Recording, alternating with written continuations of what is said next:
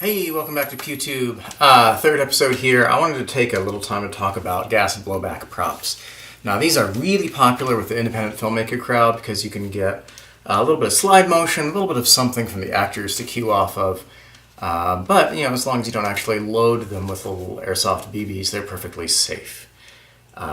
So, disclaimers ahead of time. These are realistic props. They can get you shot by police officers or other people if they think that you're up to no good. So obviously be safe with these things when you're out there. And there are potential legal issues with painting over or replacing the orange muzzle markings, which according to the U.S. Department of Commerce mark them as being legally not firearms. So once all that's out of the way, then you end up with something that is an airsoft gas blowback prop. Now, sometimes these are plastic, sometimes they're metal. There's all sorts of models out there. The main thing I want to focus on today is actually how to keep them from firing fake BBs.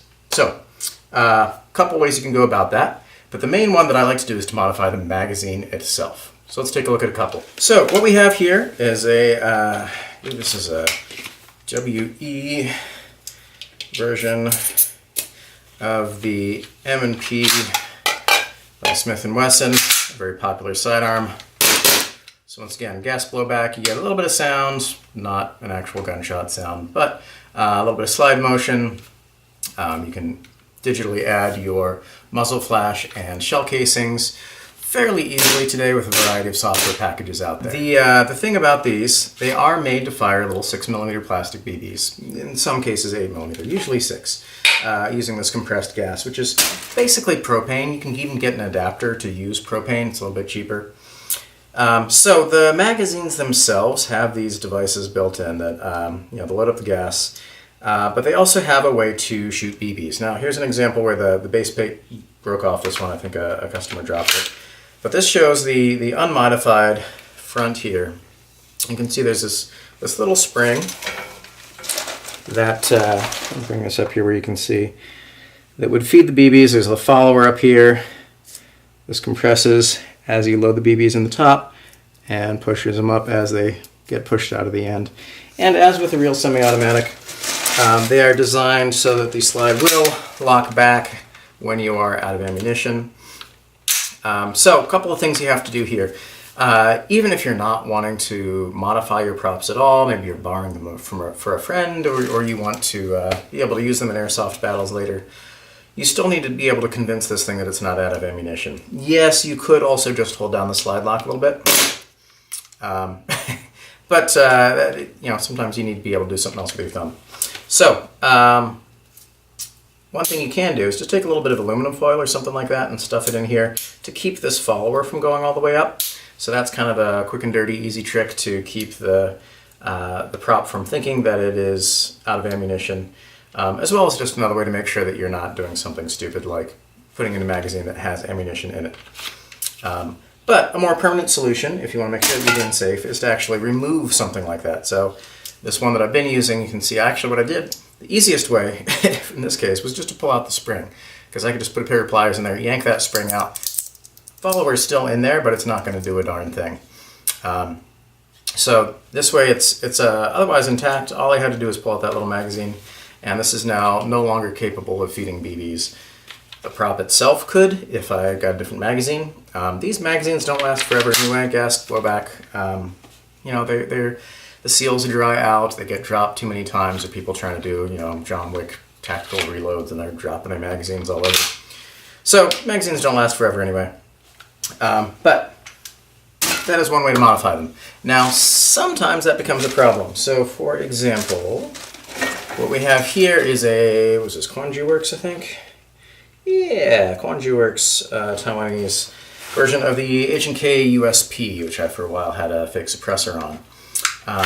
This magazine's actually broken, not because of the modification, but because it died on a rental. But this is one where the magazine base plate, the thing that held in the base plate from being slid open, was the other end of this follower. So this is an example of one kind where if you just yank that spring, all of a sudden your magazine base plate is going to fall right out too. So there are times when you have to find other ways to either replace the thing to hold the base plate in, or find another way. Sometimes I'll snap off the top part of the plastic the follower, and that'll do the same job. Here we have 1911, and this shows the, this isn't even foil, this is just like part of a receipt or something that I had handy. But here you can see the little bit of something crammed in there. So this one, not permanently modified, I could pull that out fairly easily if I wanted to restore this back to original condition. But in the meantime, it makes sure that it's not feeding BBs, and it also makes sure that it doesn't think it's out of ammo, so that I can still get that nice slide motion every shot. Unless I want it to think it's out of ammo, in which case I can pull that back out for that last shot and get slide lock when I want it. Now, of course, there's also gas blowback rifles, all sorts of different versions. Gas blowback rifles are a little different. You don't get that slide motion. It's a little less payoff for the filmmaker, a little less noticeable. But let's see if this one. Yeah, that was getting a little low on gas. But as you can see, a little bit of motion still a little bit of a something. It's not really recoil, but a little bit of a shudder. So sometimes that can show for an actor.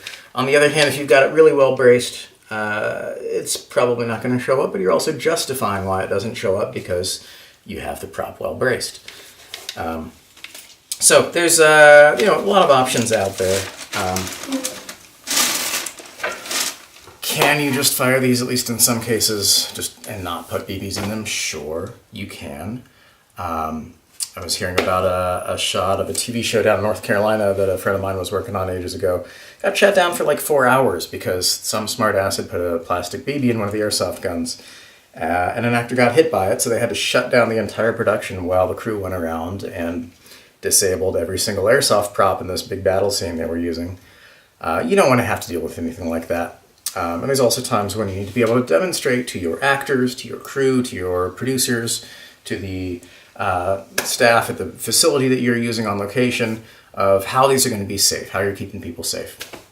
And so it does help to be able to say, look, this is how it's disabled. It is no longer even a toy that can shoot fake projectiles of any sort. I mean, the plastic BBs are generally not going to be a deadly thing, but still, to be able to show that it's been decommissioned, they'll take you a little bit more seriously as somebody who's there to ensure their safety and make sure that things go smoothly on set.